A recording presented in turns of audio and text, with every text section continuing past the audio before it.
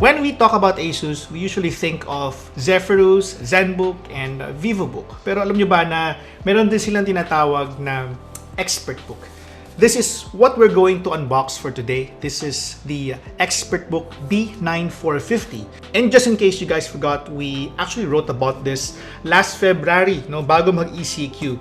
And for today, we're going to give you, as I mentioned, a quick look at the B9450 and tell you our thoughts about it. Now, just a quick rundown of specifications before we totally unbox this device. What we have here exactly is the B9450F with the Intel i7-10510U and 1TB of HDD, 16GB of RAM with graphics of Intel 620 graphics.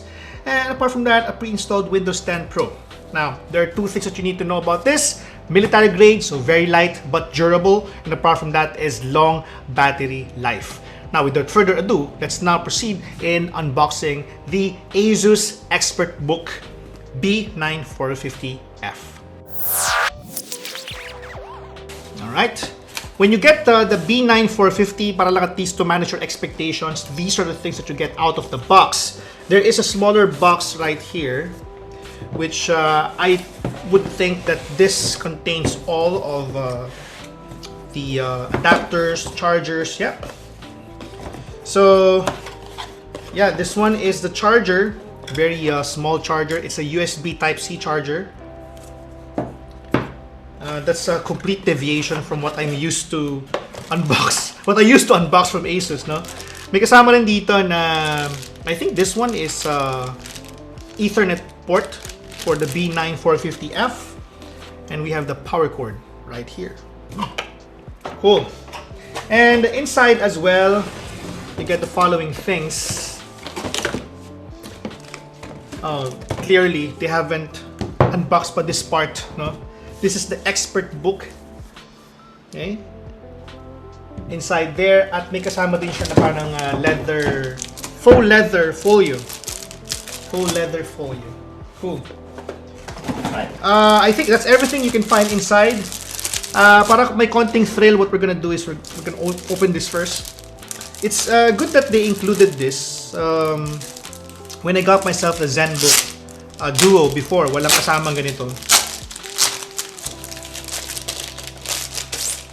Alright. The finish is really nice. It's very lush, no? I don't know if it's even leather. Inside, there's fabric, so you know that your laptop will not be scratched in any way. Gusto ko siya, ganda. Tapos may side, meron pa siyang internal pocket, no, for you to probably put your business cards in. And as I mentioned earlier, we have this charger. It's a Type-C charger, so power delivery, I believe it's also compatible. And this is the ExpertBook. It is inside this box. Let's go ahead and open this. So, fresh na fresh. We haven't actually opened it yet, right? Ayan na siya, no? This is the box in gray finish. Very minimalist looking box. Wow, what we got here is the black one. Talk about, oh, so light. Wow. Okay. So the first time I saw this, I didn't actually get a chance to hold it. It was actually Gran Soriano who gave us the first impressions. And I must say na I'm really impressed with how this one weighs. No? Alright, there's another one inside the box. We have maybe some documentations. Yeah, we have warranty card and user guide. So in the warranty card, you will see here the serial number and everything, so take note of that. Cool. And in the manual, only tells you about the numeric keypad, because the keypad is actually in the trackpad. That's it. No? So the hinge is back, and this is actually what I like about laptops by ASUS these days, because of the Ergolift that they have introduced in the ZenBook line, but it is now also introduced on their ExpertBook line. Ooh, so light. And the finish is, it's not a fingerprint magnet. It's slim. And the way I see it, this is the iPad Pro 2020. So with the Magic Keyboard, halos magkasing kapal lang sila. Halos magkasing kapal lang.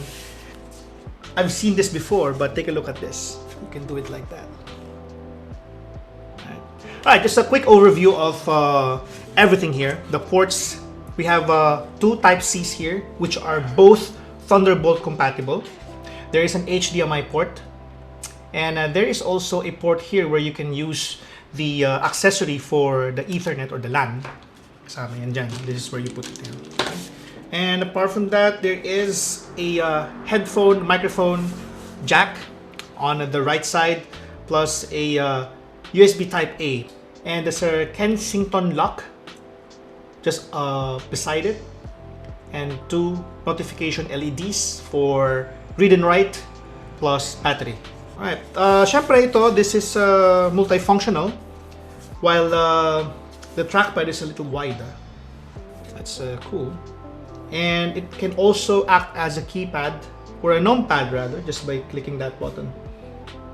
Napapansin nyo naman, no, wala akong kahirap-hirap lifting it because it's just really too light. Now, apart from the specs that I mentioned earlier, this one also has a sound by Harman Kardon and also compatible with the Wi-Fi 6. Just perfect because ASUS has a slew of products that are compatible with the Wi-Fi 6. Okay, so we just turned on the device. Yung kanyang hinge sa ilalim, I like the fact that there is this glowing red light right here. I'm not sure the indication of what or why it's currently red. If I take this off, nawawala yung kulay niya, no? So probably it's an indication that it's being charged. Another one thing that I also would like to mention, the camera of the B9450 has a small switch there, physical switch, which allows you to cover the tiny camera ng front-facing camera niya.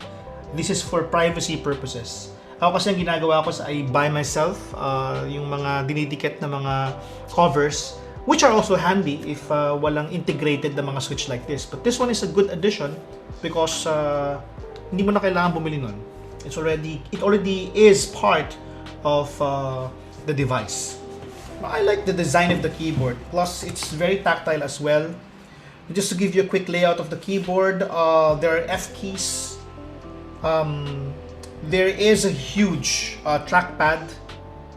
There's another one at just beside it. There's a fingerprint sensor. While you can use the mouse or trackpad, the numbers can still also be there. So pwedeng may number dito, tapos you're using the trackpad. Hindi mo na kailangan i-switch off yung digital or yung keypad rather before you can use the trackpad. You can still use the trackpad even if the numbers are displayed on the trackpad. Now that has been our quick unboxing of the ASUS ExpertBook B9450F. I encourage you to check out our full overview on our website at gadgetpilipinas.net. Links are link is in the description down below. And just in case you guys forgot, we have an ongoing giveaway for the month of June. We're giving away a PLDT prepaid Wi-Fi. Details on how to win is also in the description down below. So that's it, guys. It's been Gian of gadgetpilipinas.net. Thank you so much for watching, and I'll see you soon on our next video.